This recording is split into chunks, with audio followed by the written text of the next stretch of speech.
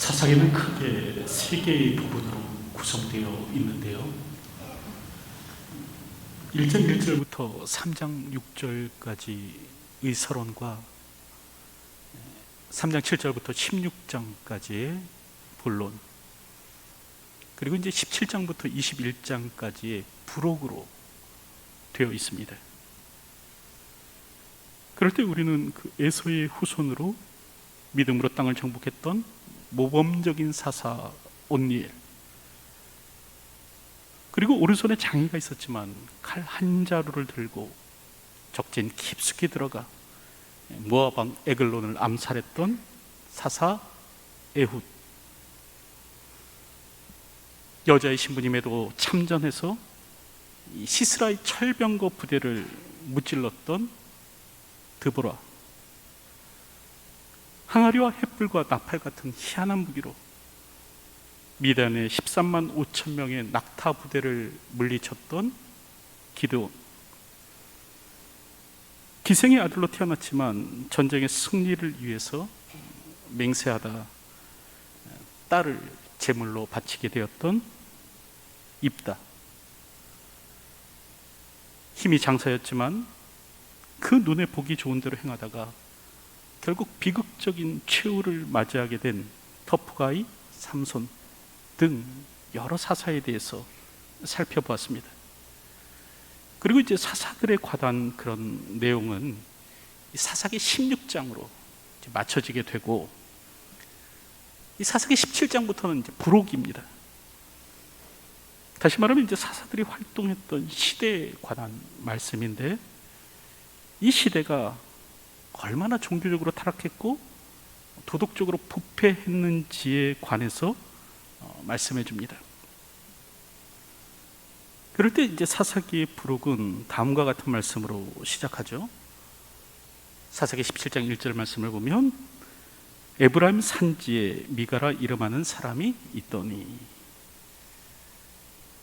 성경은요, 이 미가라는 사람을 통해서 이 시대가 얼마나 부패했고 타락했는가를 우리에게 말씀하여 줍니다.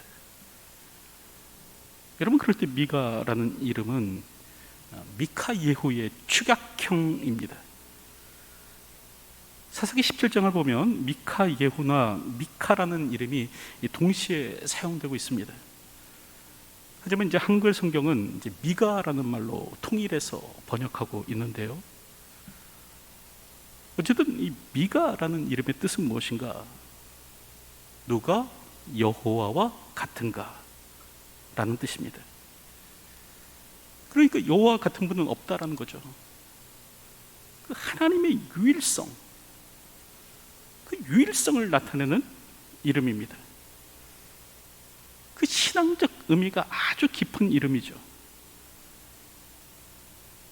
여러분들은 여호수아라는 그 육상 선수를 알고 계시는지 모르겠습니다. 그 인천 아시안 게임에서요, 200m와 1600m 계주에서 동메달과 은메달을 딴 선수입니다. 200m 단거리 경주에서 한국 육상 선수가 메달을 딴 것은 여러분 28년 만의 일이었고요. 또 이제 1600m 계주에서 이 메달을 딴 것이 16년 만의 일이었다고 합니다. 그때 그 메달의 주인공이 여호수아 선수예요. 특별히 이 여호수아 선수는요, 그 다른 선수가 부상을 당해서 급히 1600m 계주에 대신 출전합니다. 그리고 이제 마지막 주자로 달렸는데, 여러분 0.004초의 역전 드라마를 써내려갑니다. 그래서 은메달의 주인공이 되는 거예요. 그럴 때 이 여호수아 선수는 4대째 기독교 집안의 사람이었다고 합니다. 그 아버지인 그 여재선 목사님께서 여호수아와 같은 인물이 되라고 이제 호수아라는 이름을 붙여준 것이죠.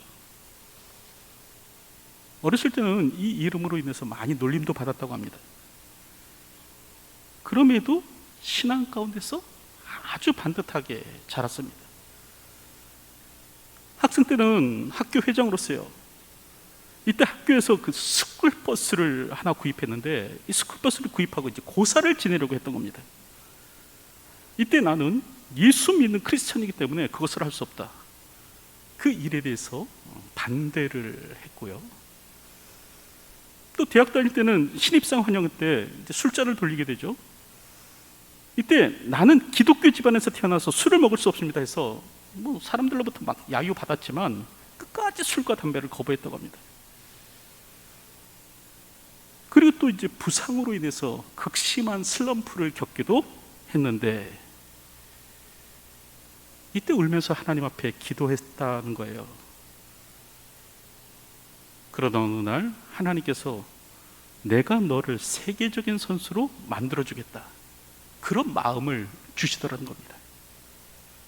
그래서 이를 악물고 재기하여 훈련해서 결국 세계적인 육상 선수가 되지 않았습니까? 여러분, 이처럼 세상에는요, 자신의 이름과 같이 살아가는 사람이 있습니다.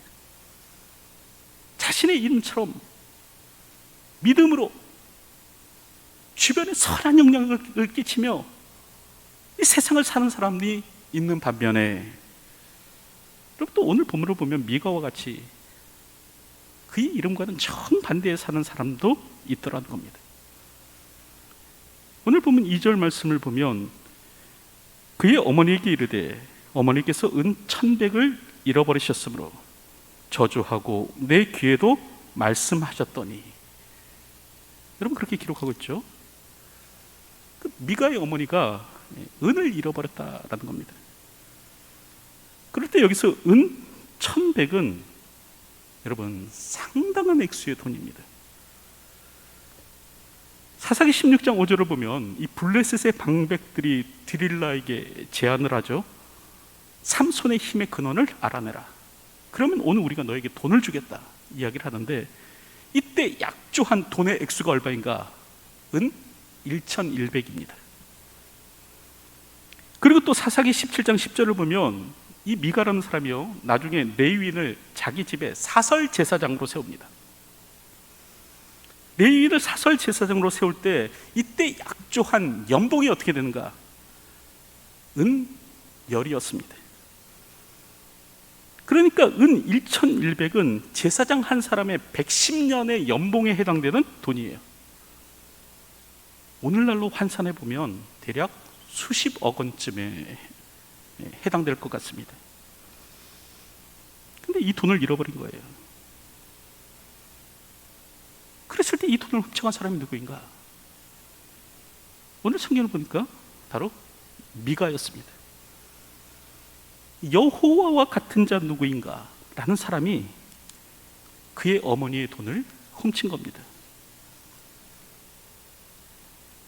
이유는 재물에 대한 탐욕 때문이죠. 돈에 대한 사랑 때문이에요. 미가는 어떤 사람이었는가? 재물을 위해서라면 못하는 일이 없을 것 같은 사람인 겁니다. 물론 드릴라도 그와 같은 사람이었죠. 우리가 알듯 그녀는 사랑보다는 돈을 선택했습니다.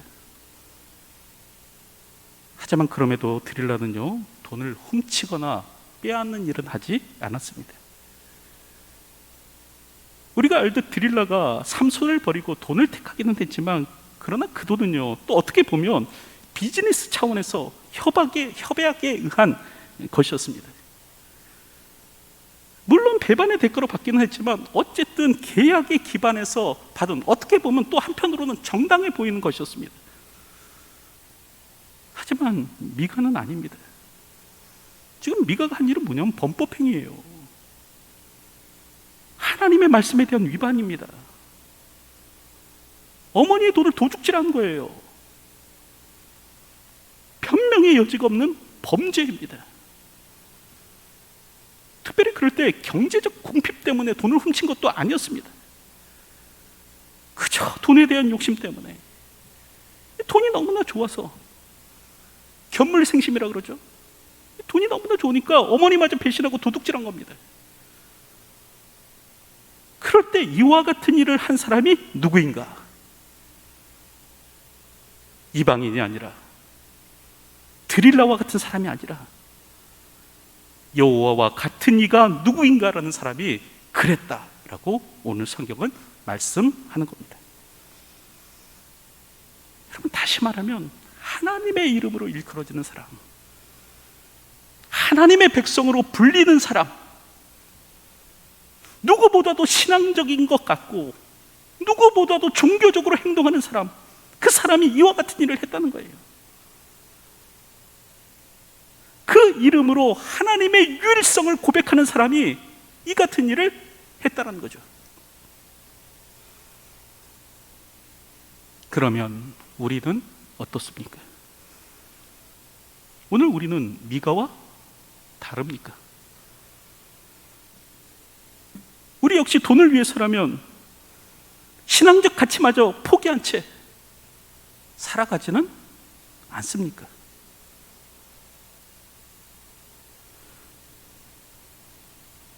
언젠가 중앙일보에 그런 기사가 나섰는데요. 10억 주면 교도소 다녀올 곳인가? 이 법률 소비자 연맹이 법의 날을 맞이해서 대학생 3,656명에게 물었다고 합니다. 10억 주면 교도소 다녀올 의향이 있는가? 그랬더니 51%의 학생이요, 10억을 주면 교도소 갔다 오겠다, 10억 정도 되면 범죄도 저지를 수 있다라고 했다고 합니다.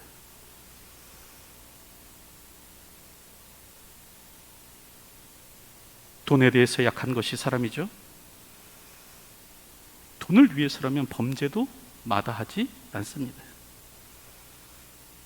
이 돈 앞에서는요, 안 됩니다, 못합니다 라는 말 하지 않습니다. 언젠가 그런 일도 있었는데요. 무기 중개업을 하는 분이 있었습니다. 근데 이분이 사실은 교회의 장로님이에요. 그 교회에 많은 헌금을 하신 분입니다. 교육관 건축과 주차장 구입에 큰 힘을 보태신 분이에요. 근데 이 장로님이 한 번은 내가 기부금 형식으로 90억 원을 낼 테니까 다시 채무 변제하는 형식으로 그 돈을 돌려달라, 그런 부탁을 해왔다고 합니다. 까닭은 뭐냐면 자금 세탁을 하기 위함이에요. 불법적인 자금을 마련하기 위해서 내가 일단 기부금 명목으로 교회에다 돈을 낼 테니까 그 돈 다시 내게 돌려달라, 이제 그런 말을 한 거죠. 여러분, 그럴 때 이분은 교회에 재정적으로 크게 기여하는 분 아닙니까? 또 교회 안에서 이모저모로 큰 영향력을 행사하는 분입니다. 그렇다고 한다면 교회는 어떻게 했을까?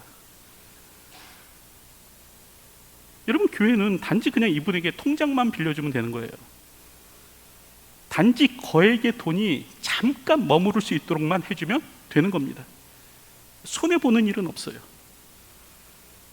기부금 명목으로 받았다가 다시 그냥 돌려주면 되는 겁니다. 여러분들이라면 어떻게 하시겠습니까?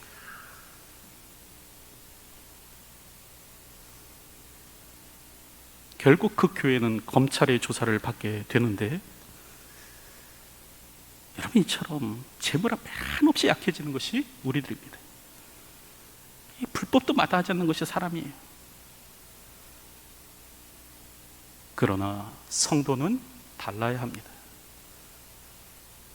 교회는 달라야 합니다. 하나님의 이름으로 일컬어지는 사람은 달라야 합니다. 성도라 불리는 사람은 달라야 합니다. 근데 사사시대는 이런 일이 버젓하게 일어났다라고 말씀하는 겁니다. 누가 여호와와 같은가라는 사람이 내 부모를 공경하라, 도둑질하지 말라 라는 하나님의 말씀을 어기고 그 부모의 돈까지 훔치는 일이 있었다는 거예요. 이런 시대가 바로 사사시대였다, 성경은 우리에게 말씀하는 겁니다. 그럴 때 오늘 본문을 보면 이제 돈을 잃은 이제 미가의 어머니가 저주를 하죠. 자신의 돈을 가져간 사람에게 저주를 퍼붓습니다. 뭐라고 퍼붓었는지에 대해서는 이제 성경이 기록해 놓고 있지 않습니다. 아마 그런 것일 수도 있을 것 같아요. 내 돈을 훔쳐간 도둑놈은 내장이 다 썩어 죽으며 그 아들들은 다 거지가 될 것이고 그의 딸들은 다 창녀가 될 것이며 그의 후손들은 다 웅덩이가 되어버려라. 아마 그렇게 하지 않았을까 생각을 해봅니다. 그런데 그랬을 때요, 이 저주의 말을 미가가 듣는 겁니다. 그리고 들을 때 마음에 두려움이 생깁니다. 어머니의 저주가 자신에게 실현될까 봐 무서운 겁니다. 여러분, 믿음이 그 안에 제대로 자리 잡지 않으면 미신이 자리 잡게 되죠. 그 신앙이 건강하지 못하면 불건전한 미신에 사로잡히게 됩니다. 그래서 예수 믿어도 오늘의 운세 보면서 찜찜해하고요, 예수 믿어도 손 오는 날 잡아서 이사하려고 하고요, 예수 믿어도 삼재가 어떻고라 그런 말을 하면서 살아가는 겁니다. 여러분, 오늘 본문을 보면 미가가 이해 같은 사람이었어요. 그 믿음이 제대로 그 안에 자리 잡지 못하니까 그냥 미신에 사로잡힌 거예요. 그래서 어머니의 저주가 굉장히 무서운 겁니다. 이게 실현될까 봐 걱정이에요. 그래서 자신이 한 일을 실토하죠. 보소서, 그 은이 내게 있나이다. 내가 그것을 가져갔나이다. 여러분, 그랬을 때 미가의 어머니가 어떻게 했을까요? 오늘 성경을 보니까 미가의 어머니는요, 재빨리 말 바꾸기를 하더라 라는 겁니다. 내 아들이 여호와께 복받기를 원하노라. 빠른 말 바꾸기를 합니다. 오늘 본문을 보면 미가의 어머니는 자신의 아들을 책망하지 않죠. 어찌하여 그리하였느냐 말하지 않습니다. 그저 자신이 내뱉은 저주가 자기 자식에게 돌아가지 않기만을 원하는 거예요. 그래서 얼른 내 아들이 여호와께 복받기를 원하노라 라고 얼른 말 바꾸기를 합니다. 자신이 한 말을 취소하고 복이 임하기를 기원하는 거예요. 여러분, 그럴 때 죄에 대한 정당한 해결 없이 말만 바꾼다고 복이 임할 수 있겠습니까? 이 죄에 대한 통렬한 회개, 사무치는 뉘우침 없이 그저 그냥 내 아들이 여호와께 복받기를 원하노라라고 말하면 복이 임하겠습니까? 율법은 남의 재물에 훔친 자에 대해서 원금의 20%를 더하여 갚을 것이며 순양으로 속건제를 드릴 것을 말씀합니다. 여러분, 기타 다른 제사는요, 좀 가난하면 비둘기로도 제물을 드릴 수 있고요, 심지어는 곡식으로도 제물을 드릴 수 있습니다. 번제도 마찬가지예요. 번제도 곡식으로도 드릴 수 있습니다. 그런데 이 속건제 제사는 순양으로만 드리도록 그렇게 말씀합니다. 까닭이 뭐예요? 그만큼 중하다는 거예요. 죄질이 불량하다는 거예요. 레위기 6장을 보면 그 훔친 것이나 착취한 것이나 맡은 것이나 잃어버린 물건을 주운 것이나 거짓 맹세한 모든 것을 돌려보내되 곧 그 본래 물건의 5분의 1을 더하여 돌려보낼 것이니 그 죄가 드러나는 날에 그 임자에게 줄 것이요 그는 또 그 속건 제물을 여호와께 가져갈지니 곧 내가 지정한 가치대로 양떼 중 흠없는 순양을 속건 제물을 위하여 제사장에게로 끌고 갈 것이요. 여러분, 그렇게 말씀합니다. 하나님께서는요, 속건 제사를 통해서 죄를 뉘우치고 회개하라 말씀하는 거예요. 근데 오늘 본문을 보면요, 미가의 가정에는 이런 일이 일어나지 않습니다. 그냥 말 바꾸기만 있는 거예요. 그죠? 저주가 임하지 않기만을 바라는 거죠. 여러분, 그럴 때 우리가 기억해야 될 것은 복은 말 바꾸기를 한다고 주어지는 것이 아니라는 사실입니다. 여호와의 복은 말씀을 행하는 자에게 주어지지 저주를 축복의 말로 바꾼다고 해서 주어지는 것이 아니라는 거예요. 여호와의 복은 말씀을 살아내는 사람에게 주어집니다. 여러분, 여호와의 복은 순종하는 사람이 받을 것이에요. 그래서 신명기 28장을 보면 뭐라고 말씀합니까? 내가 내 하나님 여호와의 말씀을 청종하면 이 모든 복이 내게 임하여 내게 이르리니, 그럼 그렇게 말씀해요. 청종하면 복이 임할 것이다, 그렇게 말씀하세요. 성읍에서도 복을 받고 들에서도 복을 받을 것이며 내 몸의 자녀와 내 토지의 소산과 내 짐승의 새끼와 소와 양의 새끼가 복을 받을 것이며 내 광주리와 떡반죽 그릇이 복을 받을 것이며 내가 들어와도 복을 받고 나가도 복을 받을 것이니라 말씀하시는데, 여러분, 이와 같은 복이 누구에게 임하는가? 말씀에 청종하는 사람에게 주어진다 라고 하십니다. 근데 오늘 본문을 보면 미가의 가정은 이런 것을 중요시 생각하지 않아요. 하나님의 말씀의 청종을 중요시 생각하지 않아요. 말씀을 살아내는 일은 무시합니다. 그리고 그저 입에서 뱉은 저주가 복으로 바뀌기만을 원하는 거죠. 여러분, 자녀의 잘못이 드러나면 얼른 말 바꾸기를 할 것이 아니라 잘못을 저지르지 않도록 잘 가르쳐야 합니다. 하나님의 말씀을 따라 무엇이 선이고 무엇이 덕인지 교훈할 수 있어야 돼요. 신앙의 도리를 따라 유순한 말로요. 여러분, 유순한 말입니다. 폭력적인 언어, 막 욕설, 위협 아니고요. 유순한 말로 자녀들이 바로 설 수 있도록 도전해야 됩니다. 자녀 교육은 사실은 부모의 몫이에요. 그래서 신명기 6장 6절부터 7절을 보면 뭐라고 말씀합니까?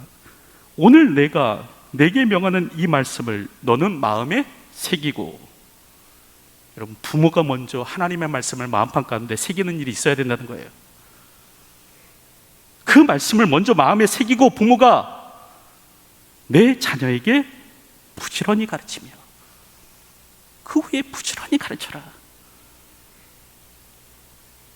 집에 앉았을 때든지 길을 갈 때든지 누워있을 때든지 일어날 때든지 이 말씀을 강론할 것이며, 여러분, 이 말씀을 누가 강론합니까?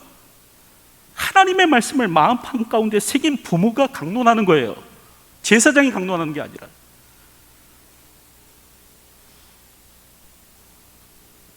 또 에베소서 6장 4절을 보면 또 아비들아, 너희 자녀를 노엽게 하지 말고 오직 주의 교훈과 훈계로 양육하라 말씀합니다. 자녀의 신앙교육은 교회에만 맡기면 되는 것이 아닙니다. 일주일에 한 번 예배드리고 공과 공부하는 것으로 끝난다고 생각해서는 안 됩니다.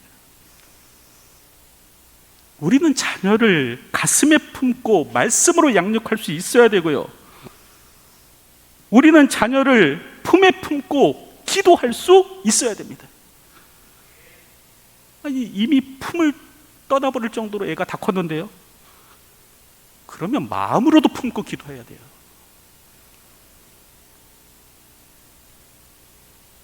특별히 코로나로 인해서 가정의 신앙교육이 정말 중요한 때를 살아가고 있지 않습니까?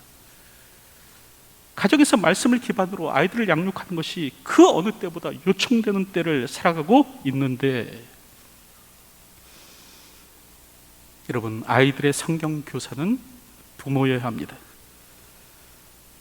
아이들이 성경적 가치관과 세계관 가운데서 살도록 가르쳐야 할 것은 부모예요. 단지 그냥 복을 비는 정도로 끝나서는 안 됩니다. 단지 저주를 축복으로 바꾼다고 해서 복이 주어지는 것이 아니에요. 복은 하나님의 말씀을 살아내는 자에게 주어집니다. 복은 하나님의 말씀에 청종하는 자에게 주어집니다. 오늘도 우리의 아이들이 하나님의 말씀을 지켜 행하는 자로 살아갈 수 있도록 지도하십시오. 자녀를 노엽게 하지 마시고요. 노엽게 하지 마시고 오직 주의 교훈과 훈계로, 교양과 훈계로 저들을 양육하십시오. 여러분, 그런데 사실은 어떤 시대였는가? 이런 일이 일어나지 않은 시대예요. 그리고 그저 복만을 바라는 시대죠. 하나님의 백성조차 복만을 구하던 시대였다는 겁니다. 신앙의 목적이 무엇인가? 복이에요.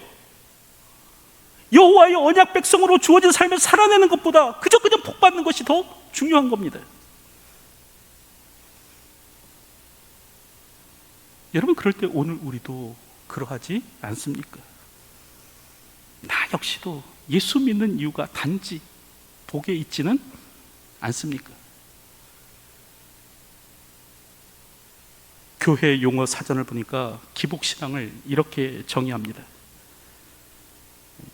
복의 기원을 목적으로 하는 신앙.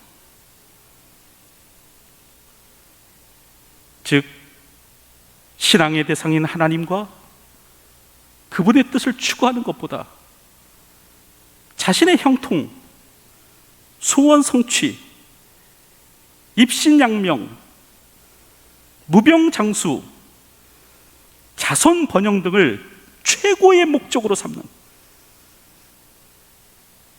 아주 초보적이고 현세적인 신앙 형태를 말한다. 이게 기복신앙이래요. 여러분, 기독교는 기복 종교가 아닙니다. 단지 복받기 위해서 예수 믿자는 것이 아니에요. 물론 하나님은 우리에게 복을 말씀하셨습니다. 믿음의 조상인 아브라함을 부르실 때 내가 너를 복주고 복주며 번성하게 하고 번성하게 하리라고 하셨습니다. 그리고 갈라디아서 3장 9절의 말씀을 보면 믿는 자에게도 이와 같은 복을 주시겠다고 약속하십니다. 그러므로 믿음으로 말미암는 자는 믿음이 있는 아브라함과 함께 복을 받느니라. 하지만 여러분, 복은 우리 신앙의 결과이지 신앙의 목적이 아닙니다. 그러니까 오늘 우리가 예수님 믿을 때 주어지는 선물이지 오늘 우리가 이것을 위해서 예수 믿는 것은 아니라는 거예요. 하나님의 백성인 오늘 우리에게 무엇보다 중요한 것은 무엇인가? 여러분, 입신양명, 무병장수, 소원 성취, 이거 아니고요. 하나님의 말씀에 대한 청종으로 이루어지는 하나님 나라입니다. 하나님 백성에게 무엇보다 중요한 것은 말씀의 순종으로 성취되는 하나님 나라예요. 오늘 우리는 이것을 위해서 살 수 있어야 하는 것이죠. 오늘도 바른 신앙의 기초 위에 신앙생활을 할 수 있는 저와 여러분들이 되었으면 합니다. 이제 말씀을 맺으려고 하는데, 여러분, 사사기 17장 이하의 부록이 이제 오늘 우리에게 보여주는 것은 뭐냐면 하나님의 이름으로 일컬어지는 백성들이 얼마나 도덕적으로 또 종교적으로 그때 타락했는가를 우리에게 말씀하여 줍니다. 그럴 때 성경이 하시는 말씀은 뭐냐면 너희는 다르냐라는 거예요. 그럼 너희는 다르냐? 여러분, 나는 재물로부터 자유롭습니까? 재물보다는 하나님의 뜻이 우선합니까?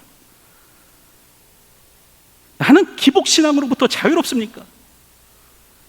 소원 성취, 입신양명, 무병장수보다 하나님 나라가 우선합니까?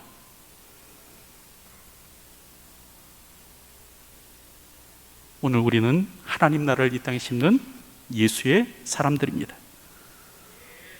오늘도 이것을 분명히 기억하며 이 땅에 하나님의 뜻을 세워가는 자로 주어진 삶을 살아가는 저와 여러분들이 되시길 주님의 이름으로 축원드립니다. 기도하겠습니다.